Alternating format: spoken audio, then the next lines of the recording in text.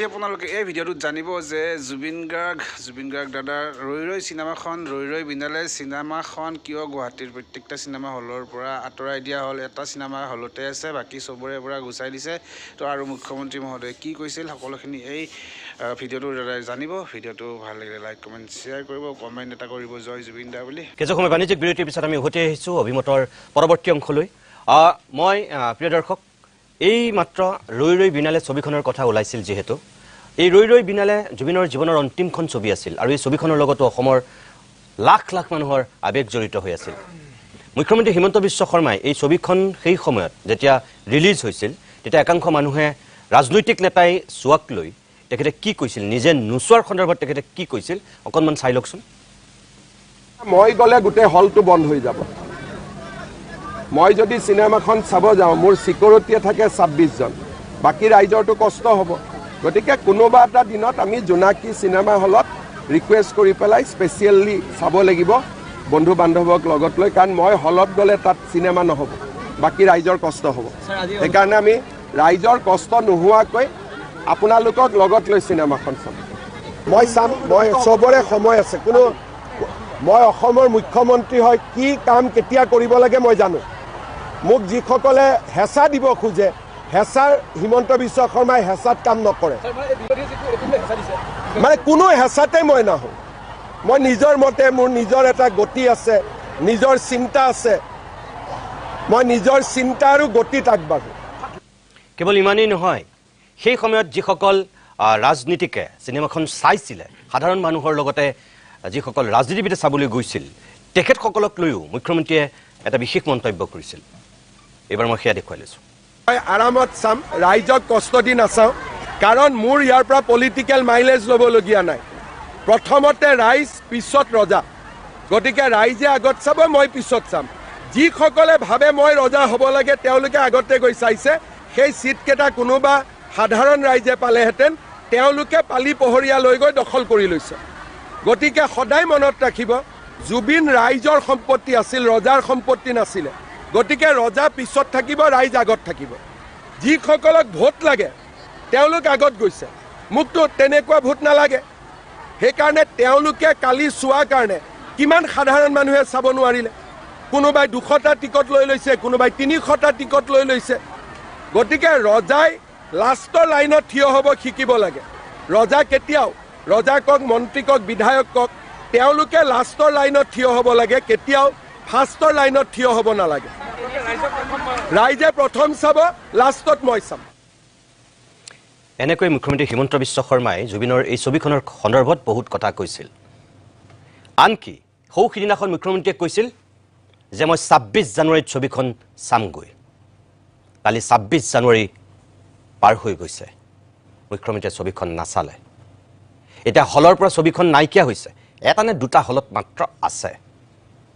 ময়ো জুবিন আমিও জুবিন বুলি কৈ ৰাজপথত নমা, জুবিনৰ আটাইতকৈ ন্যায় বিচৰা, জুবিনৰ প্ৰকৃত অনুৰাগী বুলি নিজকে দাবী কৰা হিমন্ত বিশ্ব শৰ্মাই জুবিনৰ ছবিখন কিয় নাচালে? আকৌ কৈছোঁ আমি, সেইটো তেখেতৰ ব্যক্তিগত কথা, কি ছবি চাব কি ছবি নাচাব। হিমন্ত বিশ্ব শৰ্মাৰ সেয়া নিজস্ব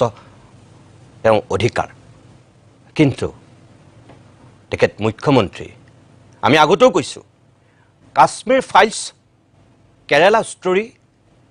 চাবৰ কাৰণে মুখ্যমন্ত্ৰীয়ে পিছদিনাখনেই হাংগু পাংগু লৈ ঢপলিয়াই চিনেমা হলত উপস্থিত হৈছিলগৈ। কিন্তু জুবিনৰ জীৱনৰ শেষৰখন ছবি মুখ্যমন্ত্ৰীয়ে চাবলৈ সময় নাপালে, কালিৰ দিনটোতো নাপালে। ময়ো জুবিন আমিও জুবিন, আৰু তেখেতে কৈছে যে ৰাজনীতিক যিসকল ৰজা হ'ব বিচাৰে তেওঁলোকে গৈ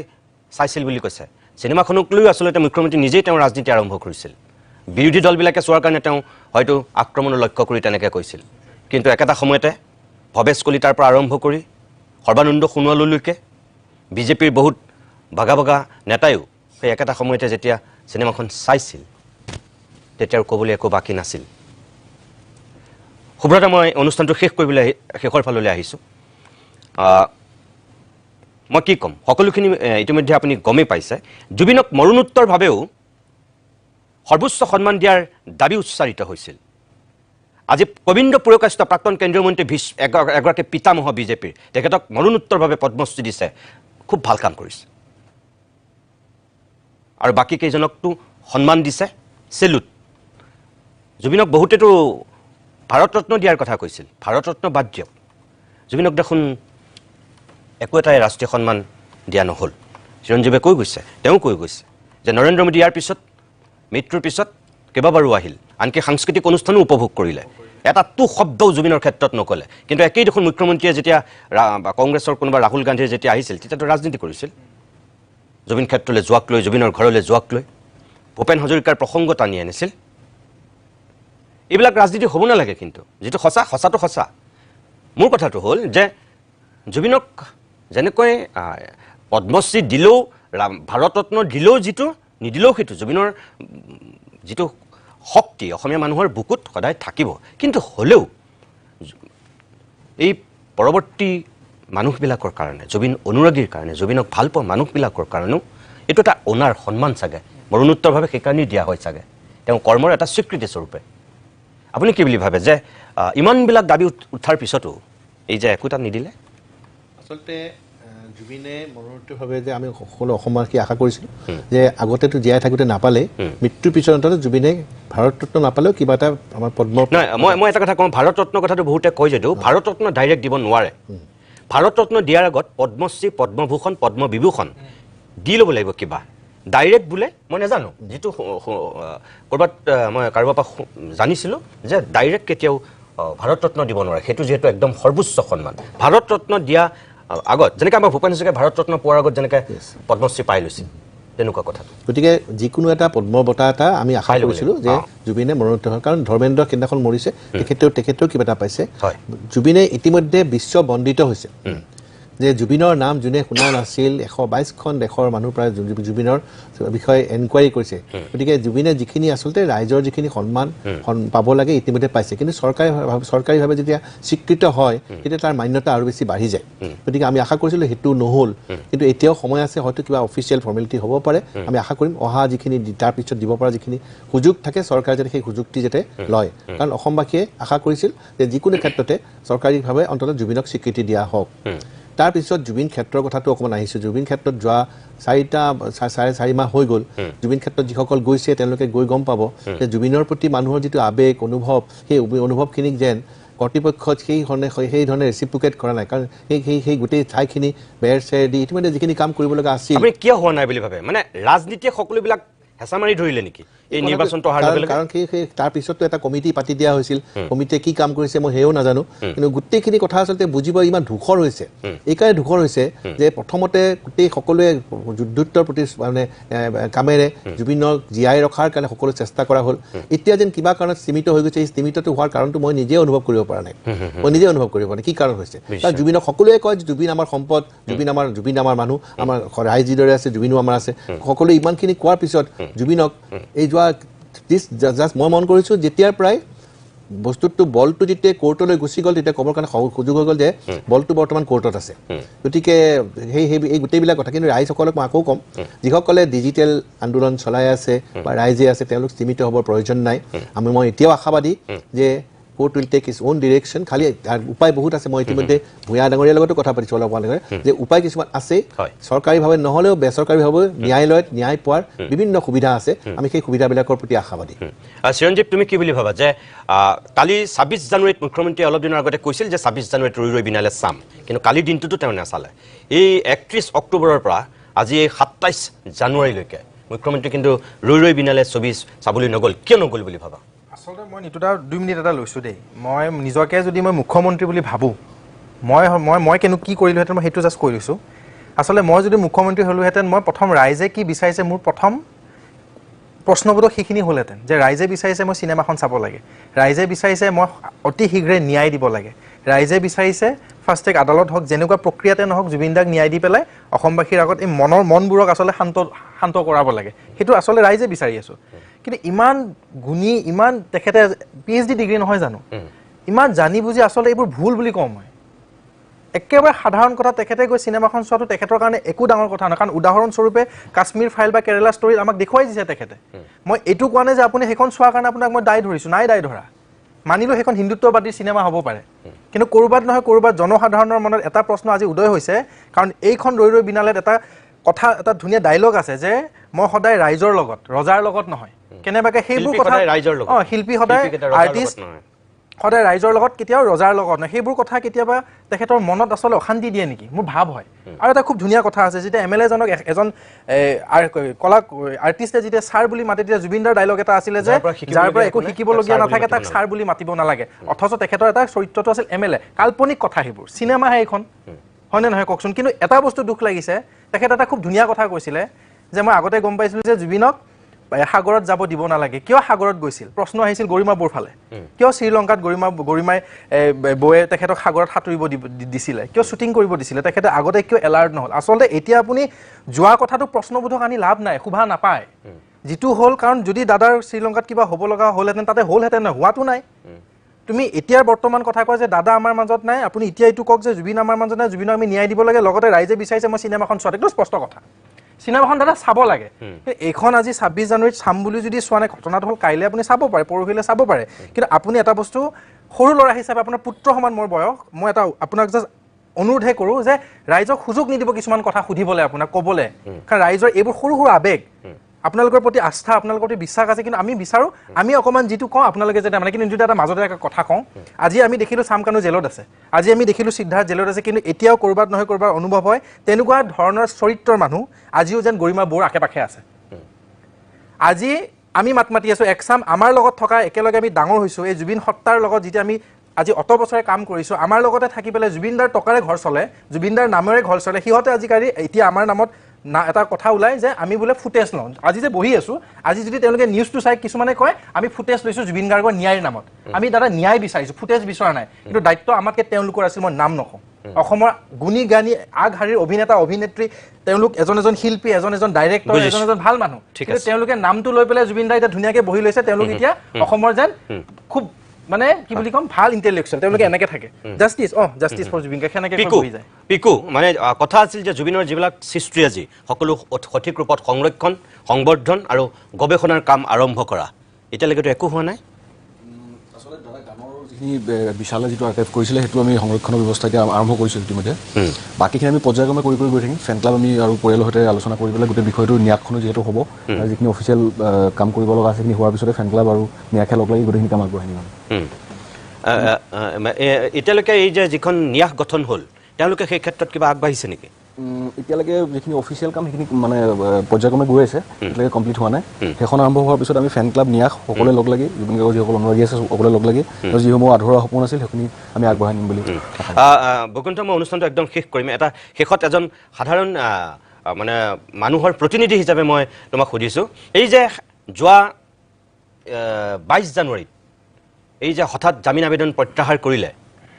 অধিবক্তা হিচাপে এখেতে কৈছে তুমি এজন সাধাৰণ মানুহ হিচাপে তুমি কি বুলি ভাবা কিয় জামিন আবেদন প্ৰত্যাহাৰ কৰিলে এইটো এটা চাওক এতিয়া যদি জামিন পাই যায় তেতিয়াহ'লে নিৰ্বাচনী বৈতৰণি পাৰ হোৱাটো অকণমান তেওঁলোকৰ কাৰণে কষ্টকৰ হ'ব আৰু হয়তো এনেকুৱা হ'ব পাৰে যে তেওঁলোকে ভয়ো খাইছে বাহিৰত আহিবলৈ আৰু ভয় খোৱাৰনো কি কাৰণ আছে ভয় কালে খাবনো আমি কেইজনমান মানুহে আছোঁ বাকীবিলাকেচোন খুটত খুট মিলাই দিলে ভয় খোৱাৰ কোনো যুক্তি নাই গতিকে তেওঁলোকে বস্তুটো ডিলে কৰিব বিচাৰিছে যাতে পিছলৈ গৈ পেলাই মানুহ যেনেকৈ খাম কাটি গৈছে প্ৰথম যি ধৰণে 3 দিন 3 ৰাতি গোটেই অসমত জুবিন গাৰ্গৰ গানেৰে মুখৰিত হৈ আছিল তাৰপৰা লাহে লাহে কমিল হেলিকপ্টাৰখন আহি এৰোপ্লেনখন আহি পোৱাৰ পাছত তাৰপিছত শেষ কৃত্য সম্পন্ন হোৱাৰ পিছত লাহে লাহে সকলোখিনি খাম কাটিলে এইফালে শ্যামকানু ঘৰত ৰঙাতলা চিল কৰিলে বুলি দি দিলে তাৰ পিছদিনাই আকৌ শ্যামকানুৰ পত্নীয়ে গৈ তাতে ভাত ৰান্ধি খালে এনেকুৱা ধৰণৰ নাটকবিলাক এইবিলাকক যদি নাটক বুলি কওঁতে মোক কোনোবাই গুলিয়াই মাৰক মই কথা হ'ল এইটো সাংঘাতিক নাটক আৰু এইফালে সিদ্ধাৰ্থ এই বহিৰাগত বণিকটো এই বণিক গোষ্ঠী এটা আমাক অসমীয়া জাতিটোক শোষিত কৰি উঠিছে এই বণিক গোষ্ঠীয়ে আমাক শেষ কৰি পেলাইছে আৰু এই যিটো বণিক গোষ্ঠী তেওঁ কি কৰিছে পানীৰ ফেক্টৰী খুলিছে সাংঘাতিক মানে মাইণ্ড গেম খেলি আছে জুবিন গাৰ্গক শেষ কৰাৰ কাৰণে হোটেল খুলিছে এইবিলাক মই ভাবোঁ মুখ্যমন্ত্ৰীৰ দায়িত্ব আৰু কৰ্তব্য হিমন্ত বিশ্ব শৰ্মাক কৈছোঁ যদি আমিও জুবিন আপুনিও জুবিন ময়ো জুবিন বুলি ভাবিছে কালিৰ ভিতৰত মুখ্যমন্ত্ৰীয়ে যদি এইটো চাই আছে বুলডোজাৰ লগাই যেনেকৈ বাংলাদেশীক খেদিবৰ কাৰণে চেষ্টা কৰিছে তেনেকৈ মই ভাবোঁ পানী ফেক্টৰীক বুলডোজাৰ চলাই দিব লাগিছে কাৰণ হিমন্ত বিশ্ব শৰ্মাই বাৰে বাৰে কয় যে মই যিটো মগজে ভাবোঁ সেইটোৱে কৰোঁ মই আৰু বেলেগৰ কথা চিন্তা নকৰোঁ আৰু ঠিক আছে। ময়ো সেইটোকে হিমন্ত বিশ্ব শৰ্মাক কৈছোঁ ঠিক আছে। অসমীয়া যুৱ মঞ্চৰ ফালৰ পৰা কৈছোঁ আৰু যদি কেনেবাকৈ খোলা হয় নহয় তাত কিন্তু পৰিস্থিতি যি ধৰণে সৃষ্টি হ'ব সেইটো কিন্তু ভাবি নাপাব ঠিক আছে। আৰু কোনো এনেকুৱা বণিক গোষ্ঠীক আমি খাতিৰ নকৰোঁ মই ভূঞা ডেঙৰা শেষত আপুনি অধিবক্তা হিচাপে আৰম্ভণিতে যিকেইটা কথা কৈছিল মই এতিয়া একদম শেষত কৈছোঁ যে অহা 30 জানুৱাৰীত আকৌ নেক্সট ডেট আছে আজি 27 জানুৱাৰী 28 29 মাজত 2টা দিন আছে আমি কিবা আশা কৰিব পাৰোঁ নেকি যে এতিয়াও চৰকাৰখনে ইনিচিয়েটিভ ল'লে কিবা অহা 30 জানুৱাৰীত ফাষ্ট ট্ৰেক গঠন কৰাৰ কথা বা ক্ষিপ্ৰ এই ন্যায় ব্যৱস্থা নিৰ্বাচনৰ আগতে মানুহে জুবিনৰ কিনো হৈছিল সেয়া জানিব পাৰিবগৈ ফাষ্ট ট্ৰেক কোৰ্ট হ'লেও আপোনাৰ এনেকুৱা নহয় যে একদম বোলে এমাহৰ ভিতৰতে গোচৰ নিষ্পত্তি হৈ যাব ইট ইজ নট পচিবল কাৰণ আপুনি চাওক চাৰ্জশ্বিটখনৰ যিটো ভলিউম এই ভলিউমটোৱে হ'ল আপোনাৰ 12,000 পৃষ্ঠাৰ ওপৰত সাক্ষীবাদী আছে টোটেল 350 গতিকে এতিয়া যিটো টিম কনষ্টিটিউট কৰিছে যোনে লেড বাই জিয়াউল কামাৰ এটা বস্তু মই কি ভাল পাইছোঁ he is one of the best criminal lawyers in our high court গতিকে তেওঁক যিহেতু হেড কৰিব দিছে গতিকে মই ভাবোঁ গোচৰটো খুব নিয়াৰিকৈ যাব কিন্তু হ'লেও ফাষ্ট ট্ৰেক কোৰ্টটো ইমান দিনে কনষ্টিটিউট যদি হৈ গ'লে হয় তেতিয়াহ'লে কি হ'লে এই যে ধৰক কনচিডাৰেশ্যন অফ চাৰ্জ এতিয়া আছামীসকলক আপোনাৰ সুধিব কোৰ্টে যে আপোনালোকৰ এগেইনষ্টে আমি মানে BNSৰ আণ্ডাৰ এইকেইটা ধাৰাৰ ওপৰত আমি চাৰ্জ লগাব বিচাৰিছোঁ আপোনালোক গিল্টি নে নিৰ্দোষী আপোনালোকে কওক যেতিয়া তেওঁলোকে ক'ব যে আমি গিল্টি নহয় ট্ৰায়েল চলিব লাগে তেতিয়াহে আপোনাৰ গোচৰটো নিয়াৰিকৈ আৰম্ভ হৈ যাব এতিয়া চাওক এতিয়াও কেইখনমান জামিন আবেদন পেণ্ডিং আছে গোটেইকেইজনেতো জামিন আবেদন এতিয়ালৈকে উইড্ৰ কৰা নাই গতিকে পেৰেলেলি সেই জামিন আবেদন কেইখনৰো হিয়াৰিং চলিব আৰু লগতে এই কেছৰ যিটো নেক্সট ষ্টেপ আপোনাৰ ধৰক কনচিডাৰেশ্যন অফ চাৰ্জ যিটো আছে আপোনাৰ সেইটো আগবাঢ়ি যাব কিন্তু এতিয়া কথাটো হ'ল যে ফাষ্ট ট্ৰেক কোৰ্ট কনষ্টিটিউট কৰাটো অত্যন্ত জৰুৰী হৈ গৈছে আপুনি চাওক ইমান দিন যিখিনি হ'ল 4টা ডেটত কিন্তু গোচৰটো খুব এটা আপোনাৰ এডভান্স হোৱাগৈ নাই গতিকে এই বস্তুটো এনেকৈ যিমানেই ডিলে হৈ গৈ থাকিব আৰু মানুহৰ যিটো আবেগ আৰু যিটো অনুভূতি আপোনাৰ আমি যিটো বিচাৰি আছোঁ যে জাষ্টিছ ফৰ জুবিন গাৰ্গ এইটো আমি আবেগ আৰু অনুভূতি দি পেলাই আপোনাৰ ন্যায়ালয়ত আমি প্ৰমাণ কৰিব নোৱাৰোঁ ন্যায়ালয়ত প্ৰমাণ কৰিব লাগিব যিখিনি সাক্ষী বাদী তথ্য সহকাৰে যিখিনি আপোনাৰ কোৰ্টত SITয়ে প্লেচ কৰিছে সেইখিনিৰ ওপৰতে আপোনাৰ আমি বিচাৰ প্ৰক্ৰিয়াৰ ওপৰত মানে আইনৰ ওপৰত আস্থা ৰাখি আমি আগবাঢ়ি যাব লাগিব আৰু গোটেইখিনি চেষ্টা তাতে মানে আমি এফৰ্টটো দিব লাগিব যাতে সন্মানীয় জুবিন গাৰ্গ ডাঙৰীয়াক আমি ন্যায় দিব পাৰোঁ একদম মই আপোনালোক পাঁচোগৰাকীকে শেষত ধন্যবাদ জনাইছোঁ মোৰ সময় যিহেতু শেষ হৈছে আপোনালোকে যিখিনি কথা কৈছে আহি থকা দিনত আমি মন কৰিম এতিয়া যে চৰকাৰে সেইখিনি কেনেকৈ আদৰি গ্ৰহণ কৰিছে বা ন্যায়ালয় কেনেধৰণে লয় এই গোটেই ন্যায় প্ৰক্ৰিয়াটো আগুৱাই নিয়ে আমিও সেয়া মন কৰিম শেষত এটাই আমি আহ্বান জনাওঁ যে পদ্মশ্ৰী পদ্মভূষণ পদ্মবিভূষণ একো নিদিলে ভাৰত ৰত্নটো বহু দূৰত জীৱনক জীয়াই থাকোঁতে যিখিনি সন্মান আমি দিব লাগে আমি দিছিলোঁ এতিয়া মৃত্যুৰ পিছতো যিখিনি দাবী উচ্চাৰিত হৈছে কিছুমান দাবী হৈ আছে অসম চৰকাৰৰ প্ৰতি আমাৰ আহ্বান অসম চৰকাৰে ব্যক্তিগতভাৱে যিখিনি বঁটা দিয়ে অসম বৈভৱ অসম গৌৰৱ অসম সৌৰভ অন্ততঃ হিমন্ত বিশ্ব শৰ্মাৰ হাতত এতিয়া সেই শক্তিটো আছে নৰেন্দ্ৰ মোদী অমিত শ্বাহহঁতে ভাৰত ৰত্ন বা পদ্মশ্ৰী পদ্মভূষণ নিদিব পাৰে কিন্তু হিমন্ত বিশ্ব শৰ্মাইতো অসম সৌৰভ দিব পাৰে অসম বৈভৱ দিব পাৰে অসম গৌৰৱ দিব পাৰে আৰু মই ভাবোঁ মৰণোত্তৰভাৱে জুবিনক আটাইতকৈ ৰাজ্যবাসী এইবাৰ সন্মান জনাবৰ কাৰণে অসম বৈভৱ যিটো আপোনালোকে শ্ৰেষ্ঠ বঁটা দিয়ে সেই বঁটাটো দিয়াৰ ব্যৱস্থা কৰক অন্ততঃ জুবিন অনুৰাগীখিনিয়ে ক'ৰবাত হ'লেও অলপ হ'লেও শান্তি পাব সুখ পাব জুবিন ক্ষেত্ৰ নিৰ্মাণৰ ব্যৱস্থা কৰক জুবিনৰ সৃষ্টিৰাজিক এই ন্যাসখনে কেনেকৈ আগুৱাই নিব বিচাৰিছে তাৰ আপোনালোকেও অলপ মনিটৰ কৰক আৰু ফাষ্ট ট্ৰেক আদালতৰ ক্ষেত্ৰত অধিবক্তাই যিখিনি কথা কৈছে মুখ্যমন্ত্ৰী মহোদয় কথামতে কাম হোৱা নাই কিন্তু শুভ্ৰকিংকৰ গোস্বামীয়ে কৈছে এতিয়াও তেখেত আশাবাদী গতিকে এখেতসকলৰ নিচিনা মানুহৰ চিৰঞ্জীৱহঁতৰ নিচিনা মানুহৰ আশাক আপোনালোকে এতিয়াও বাস্তৱ ৰূপ দিয়াৰ সুযোগ আৰু সুবিধা ৰাখি পদক্ষেপ গ্ৰহণ কৰক সেই আশা কৰি আজিৰ অভিমত ইমানতে সামৰিছোঁ নমস্কাৰ